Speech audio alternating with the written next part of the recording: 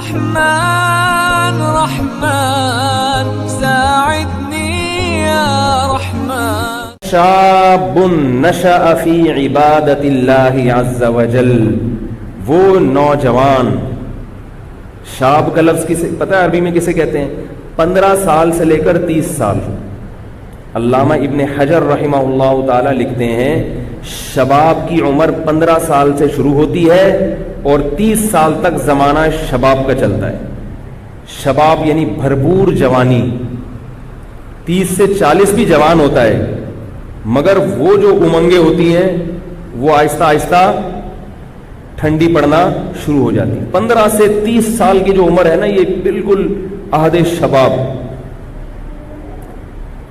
اس میں نبی نے فرمایا کہ جو نشأ فی عبادت اللہ، وہ اس کی جوانی جو پروان چڑھے وہ اللہ کی عبادت میں، یعنی اس عمر میں اللہ کی عبادت کرتا ہو.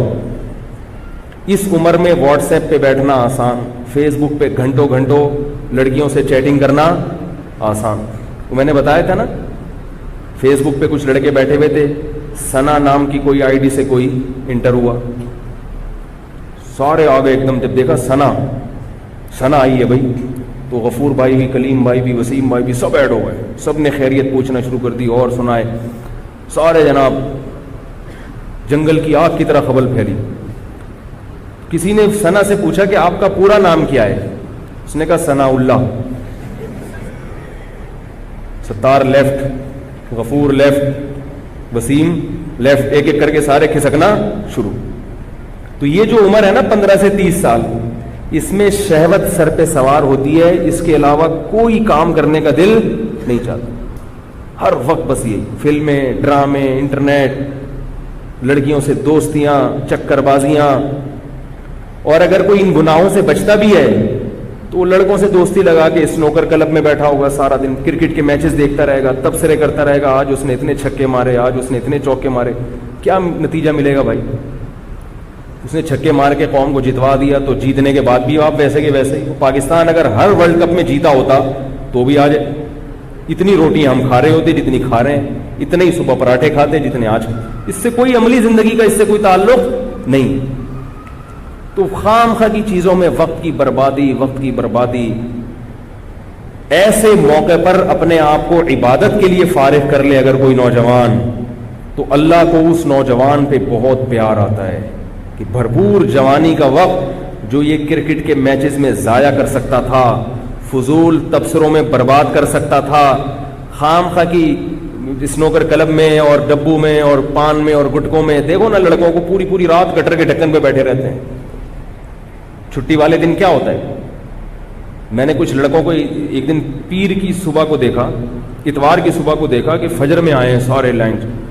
میں نے کہا یار بڑا تقوی ہے آپ سب 8-10 افراد کا جو فجر میں اٹھ کے ماشاءاللہ آپ لوگ کہہ رہے ہیں ہم سوئے نہیں، یہیں بیٹھے ہوئے تھے گٹر کے ڈھکن پہ پوری رات. ہم نے کہا چلو یار اب نماز ہی پڑھ لیں، آج تو پڑھیں کم از کم. پوری رات بیٹھ کے وقت ضائع، باتیں. اس عمر میں بڑا مزہ آتا ہے. تو اس عمر میں اگر کوئی اللہ کی عبادت میں وقت گزار لے تو ظاہر ہے اللہ اس کو زیادہ نوازتے ہیں. اور یہ بات یاد رکھو، جس نے ابتدائے جوانی میں قربانی دے دی دین کے لیے، کوئی گناہ چھوڑ دیا، بڑا گناہ، کسی سے عشق ہو گیا، اللہ کی خاطر اس معشوق سے تعلق کو ختم کر دیا، کوئی لت پڑ گئی بیہودہ فلمیں دیکھنے کی، یا اور کوئی غلط ایکٹیویٹیز میں پڑ گیا، خواہشات نفسانیہ کا غلام بن گیا، زنا میں پڑ گیا، اس عمر میں اگر اس نے توبہ کر لی اور توبہ پر قائم رہا تو ابتدائی عمر میں جو توبہ کرتا ہے صرف آخرت کا فائدہ نہیں ہوتا، اللہ اس کو دنیا میں بھی بہت نوازتے ہیں اور اس کو مقتدا اور رہبر بناتے ہیں. جو نوجوان ابتدائی جوانی میں توبہ کرے گا، توبہ تو 99 سال میں بھی مقبول ہے، مگر 99 سال میں توبہ کرو گے اپنی ذات کو فائدہ ہوگا، بس دین کا کام نہیں لیں گے. اللہ ابتدائی جوانی میں گناہ چھوڑ دیے، اللہ مقتدا اور رہبر بنا دیتے ہیں. اس زمانے میں یہ ہمارا مشاہدہ تجربہ ہے، اللہ اس کو مقتدا اور رہبر بنا دیتے ہیں، خاندان میں عزت عطا فرما دیتے ہیں، اس سے کام لیتے ہیں اللہ تعالیٰ بہت.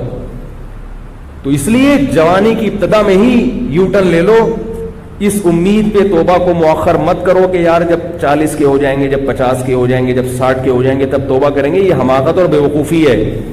ابھی فائدہ ہے، اللہ عرش کے سائے میں جگہ دیں گے. اور اس لیے بھی کہ یہ بات خوب یاد رکھیں اچھی طرح کہ ابتدائے جوانی میں جیسے گناہ کا جوش بہت زیادہ ہوتا ہے، توبہ کا جذبہ بھی بہت زیادہ ہوتا ہے. میں اس کی ایک مثال دیتا ہوں، نئی گاڑی کی اور پرانی گاڑی کی. دیکھو نئی گاڑی کا ایکسلریٹر کتنا زبردست ہوتا ہے نا. ذرا سا پاؤں آپ نے ایکسلریٹر پہ رکھا اور گاڑی زوں کر کے بھاگی.